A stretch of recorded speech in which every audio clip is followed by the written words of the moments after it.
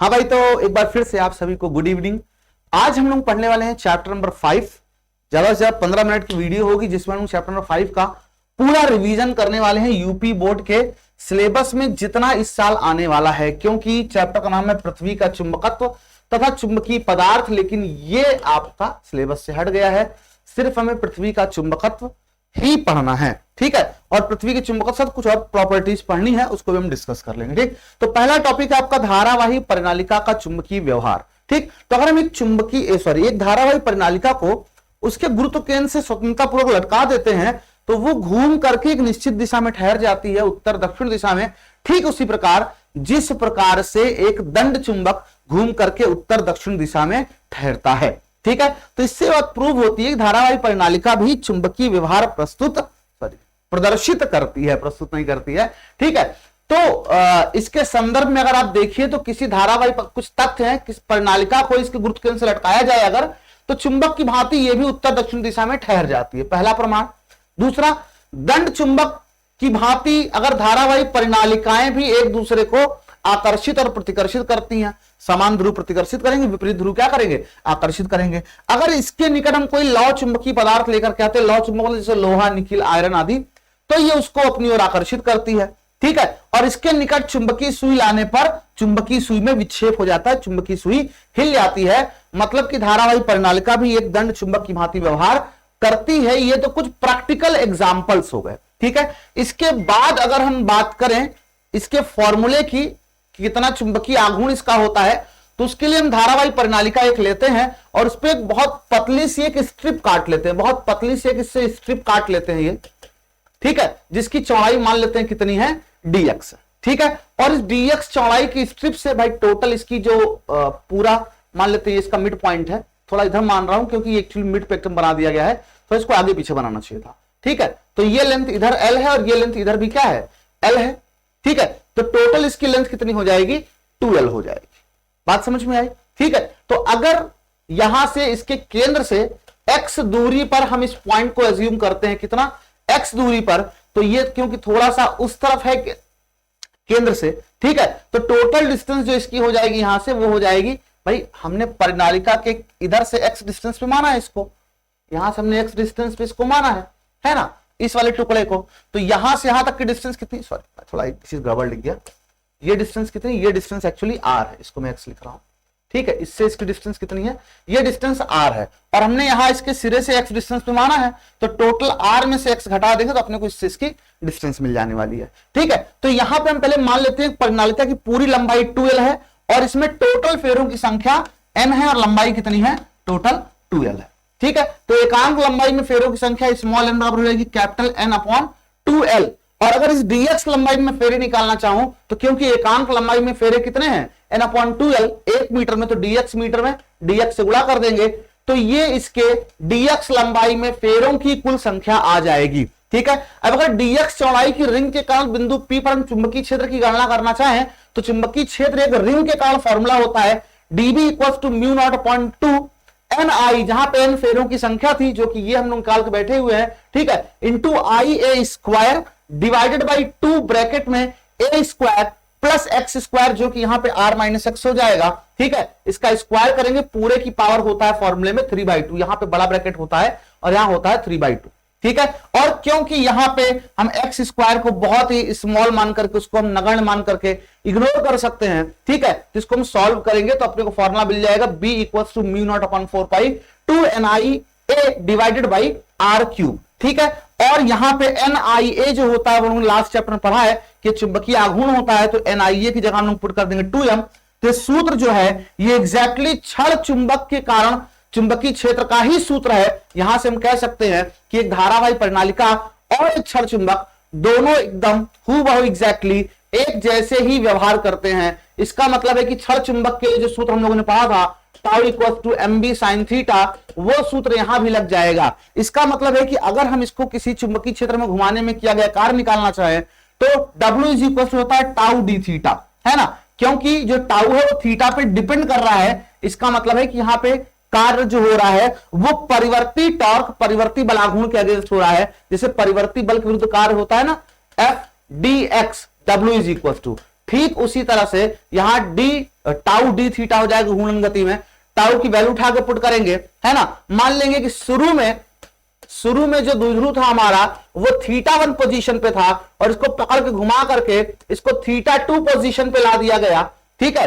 तो लिमिट हो जाएगी फ्रॉम θ1 से लेकर के θ2 तक, ठीक है। अगर एमबी को हम बाहर निकाल लें, साइन का इंटीग्रेशन करेंगे तो cos थीटा आ जाएगा, ठीक है। लिमिट पुट कर देंगे तो ये फॉर्मूला निकल करके आ जाएगा इसको घुमाने में किए गए कार्य का। अगर शुरुआती स्थिति में ये ऐसे न रखकर θ1 पे ना होकर के इसके समांतर होता अगर, तो θ1 का मान 0 डिग्री हो जाता। तो अगर आप यहां 0 पुट कर देंगे तो सॉल्व करने में जो सूत्र बनेगा वो बनेगा W is equal to MB bracket में 1 माइनस cos थीटा। इसके बाद द्विध्रुव की स्थिति ऊर्जा निकालना चाहें तो आपको याद हो जैसे हम लोगों ने वैद्युत द्विध्रुव की निकाला था कि 90 डिग्री में हम इसकी ऊर्जा शून्य मान के चलते हैं, तो क्या करेंगे सेम प्रोसेस ऊपर वाला ही करेंगे टाउ डी थीटा, लेकिन 90 डिग्री में ऊर्जा शून्य होगी, इसलिए 90 डिग्री से किसी कोण थीटा, जीरो नहीं थीटा घुमाने में किया गया कार्य हम निकालेंगे, सेम कैलकुलेशन करेंगे। बस लिमिट जहां हम लोगों ने θ1 से θ2 पुट की थी वहीं पर लिमिट हम लोग 90 डिग्री से लेकर के थीटा तक पुट कर देंगे और इस इंटीग्रेशन को सॉल्व करेंगे तो u इक्वल टू आ जाएगा माइनस MB cos थीटा। इसके बाद अगर हम जैसे वैद्युत द्विध्रुव आघूर्ण के कारण वैद्युत क्षेत्र की तीव्रता निकालते अक्षीय और निरक्षीय स्थिति में, तो वहां पर क्या था 1/4 pi epsilon not 2p upon r cube अक्षीय स्थिति में, तो p की जगह m हो जाएगा और 1/4 पाई एप्सिलॉन नॉट की जगह μ0/4 पाई हो जाएगा। इसका डेरिवेशन आपके सिलेबस में नहीं है, केवल फॉर्मूला है आपके सिलेबस में, ठीक है, तो जानते रहिए आप लोग। उसके बाद चुंबकीय बल रेखाओं की अगर हम बात करें तो हम कहते हैं कि किसी एक समान चुंबकीय क्षेत्र में खींचा गया वह निष्कोण एवं काल्पनिक वक्र जो किसी भी बिंदु पर चुंबकीय क्षेत्र की दिशा को प्रदर्शित करती है, जैसे इस पॉइंट पे चुंबकीय क्षेत्र इधर की ओर होगा, इस पॉइंट पे इधर की ओर होगा, इस पॉइंट पे इधर की ओर होगा, उसको हम बोलते हैं चुंबकीय बल रेखा, ठीक है। चुंबकीय बल रेखा चुंबक के उत्तरी ध्रुव से निकलती है और दक्षिणी ध्रुव में वापस प्रवेश कर जाती है और चुंबक के अंदर से होते हुए जाती है, और इस प्रकार हम देख सकते हैं कि चुंबकीय बल रेखाएं पूरा क्लोज यानी कि एक बंद वक्र बनाती हैं, ठीक है। और एक बात आप देखिए तो ये अविरत होती है, कहीं पर भी ब्रेक नहीं होती हैं। चुंबकीय बल रेखाएं कंटिन्यूअस चलती रहती है, एक तरफ से निकलती हैं दूसरी तरफ प्रवेश करके फिर उधर से निकल जाती हैं, ठीक है। अगर आप फिर डायग्राम देखिए तो इधर से प्रवेश करती हैं और घूम करके फिर इधर से निकल जाती हैं, यानी कि ये अविरत होती हैं। अविरत मतलब कंटिन्यूअस होती हैं, लगातार होती हैं, ठीक है, बीच में ये टूटती नहीं है, कोई ब्रेक नहीं होता है। उसके बाद दो चुंबकीय बल रेखाएं कभी भी एक दूसरे को प्रतिच्छेद नहीं करेंगी, क्योंकि ऐसा होने पर वही जो प्रॉपर्टी वैद्युत बल रेखाओं की थी वही ठीक चुंबकीय क्षेत्र रेखाओं की भी हो जाएगी।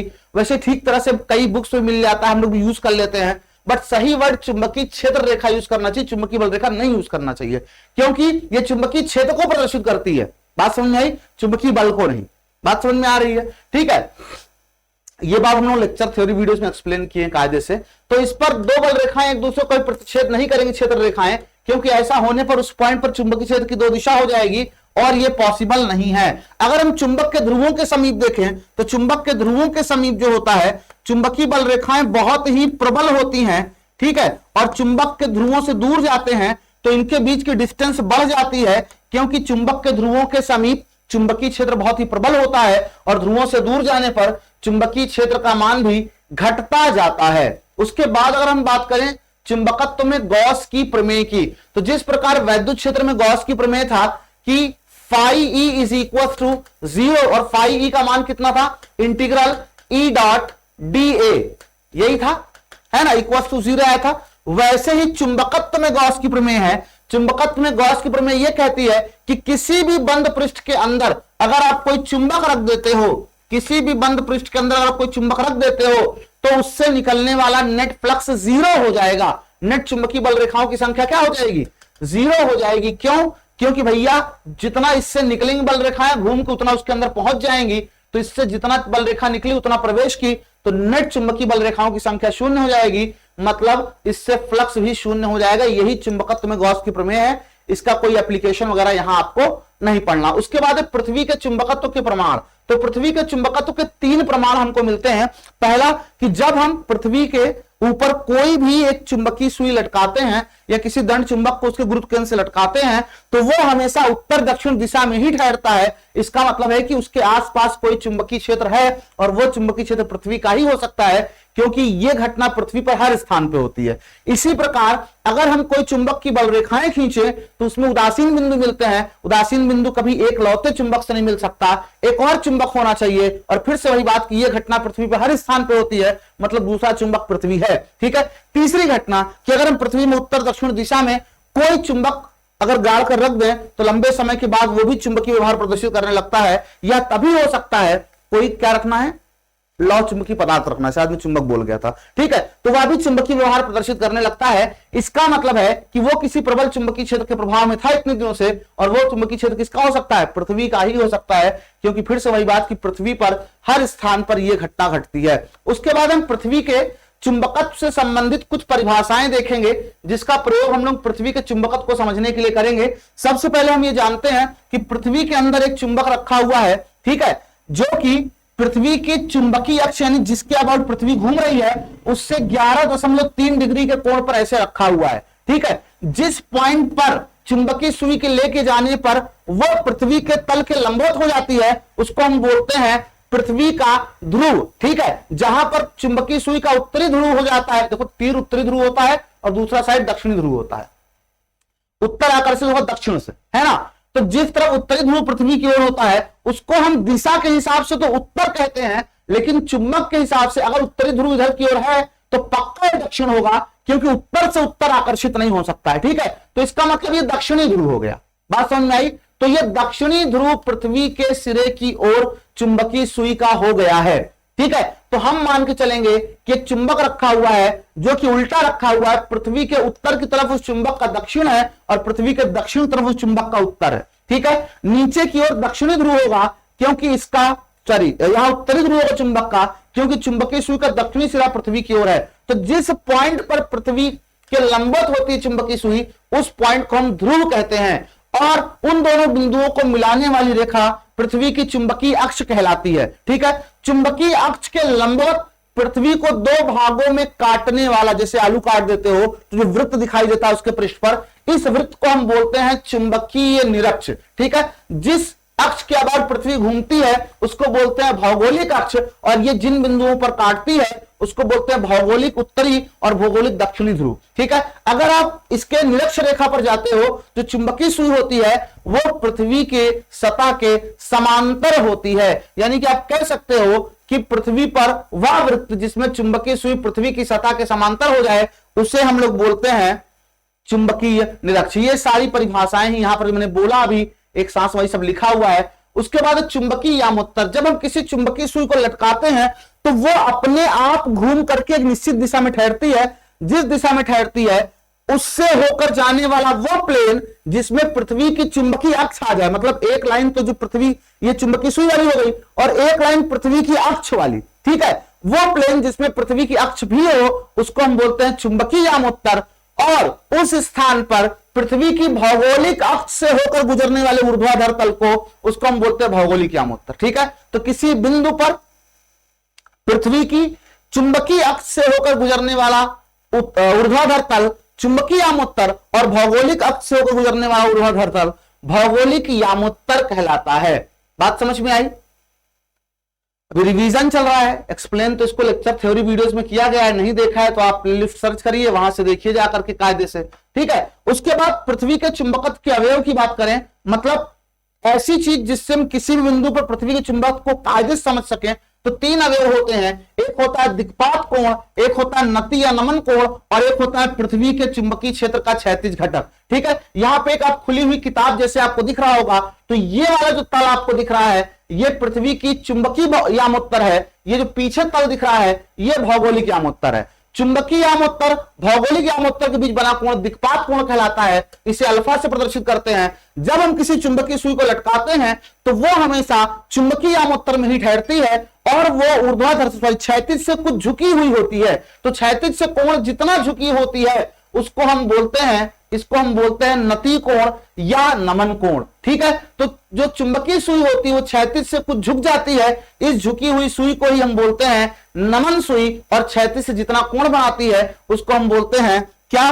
नती कोण या नमन कोण, एंगल ऑफ डिप। ठीक है, अब ये इधर इसलिए झुकी क्योंकि पृथ्वी का चुंबकीय क्षेत्र इसी दिशा में था। जब मैं इसको वियोजित करूंगा तो इधर आ जाएगा बी कॉस थीटा और नीचे की ओर आ जाएगा बी साइन थीटा। ठीक है, तो जो ये बी कॉस थीटा है ये क्षैतिज घटक है, हॉरिजॉन्टल कंपोनेंट है। ठीक है, और यही पृथ्वी का चुंबकीय क्षेत्र का तीसरा अवयव कहलाता है, ऊर्ध्वाधर घटक नहीं कहलाता। क्यों? ये फिर से वही बात की थ्योरी वीडियोस में सारी चीजें डिस्कस की गई हैं। ठीक है, अब अगर हम वियोजित करने के बाद हम बात करें तो क्षैतिज घटक बीई कॉस थीटा क्षैतिज दिशा में आया था, ऊर्ध्वाधर घटक बीई साइन थीटा ऊर्ध्वाधर दिशा में आया था। और अगर मैं दोनों को वर्क करके जोड़ देता हूं दोनों पक्षों को तो sine square theta cos square theta 1 हो जाएगा और मुझे बी की वैल्यू मिल जाएगी। अगर मैं समीकरण 2 में 1 से भाग देता हूं तो मुझे यहां से tan थीटा मिल जाएगा। इस पे न्यूमेरिकल लगाने को अक्सर आता है। ठीक है, फिर पूछता है उदासीन बिंदु की स्थिति, इस पे भी न्यूमेरिकल आता है। तो उदासीन बिंदु 2 बातें याद रखिएगा। जब हम चुंबक को इस प्रकार रखते हैं कि चुंबक का दक्षिणी धिरा पृथ्वी के उत्तर की ओर होता है और चुंबक का उत्तरी सिरा पृथ्वी के दक्षिण की ओर होता है, तो जो उदासीन बिंदु प्राप्त होते हैं वो निरक्ष रेखा पर प्राप्त होते हैं। कहां प्राप्त होते हैं? निरक्ष रेखा पर प्राप्त होते हैं। बात समझ में आई? ठीक है, और कितनी दूरी पर? मान लेते हैं r दूरी पर प्राप्त हो रहा है। तो इस स्थिति में उदासीन बिंदु का मतलब यहां पर चुंबक का चुंबकीय क्षेत्र और पृथ्वी के चुंबकीय क्षेत्र का क्षैतिज घटक दोनों आपस में बराबर हैं। ठीक है, तो इसका मतलब यहां क्षैतिज घटक का मान निकाल सकते हैं 2m/r³। इसीलिए क्षैतिज घटक को इंपॉर्टेंस दी गई है, ना कि पूरे चुंबकीय क्षेत्र को, क्योंकि मान हम क्षैतिज घटक का ही आसानी से निकाल सकते हैं। लेकिन जब हम चुंबक को इस प्रकार रखते हैं कि चुंबक का उत्तरी सिरा पृथ्वी के दक्षिणी सिरे की ओर होता है, चुंबक का उत्तरी सिरा पृथ्वी के उत्तरी सिरे की ओर होता है और दक्षिणी सिरा पृथ्वी के दक्षिणी सिरे की ओर होता है, तो हमको जो उदासीन बिंदु प्राप्त होता है वो निरक्ष रेखा पर कहीं प्राप्त होता है। और अगर ये r दूरी पर प्राप्त हो रहा है तो इस पॉइंट पर पृथ्वी का चुंबकीय क्षेत्र और चुंबक का चुंबकीय क्षेत्र दोनों आपस में बराबर होंगे। तो यहां से नहीं, पृथ्वी का चुंबकीय क्षेत्र नहीं, पृथ्वी के चुंबकीय क्षेत्र का क्षैतिज घटक और चुंबक का चुंबकीय क्षेत्र दोनों आपस में बराबर होंगे और यहां से भी हम पृथ्वी के चुंबकीय क्षेत्र का क्षैतिज घटक ज्ञात कर सकते हैं। ऐसा नहीं है कोई और स्थिति में उदासीन बिंदु नहीं मिलेगा, लेकिन फिर वहां फॉर्मूला बहुत कॉम्प्लेक्स हो जाएगा।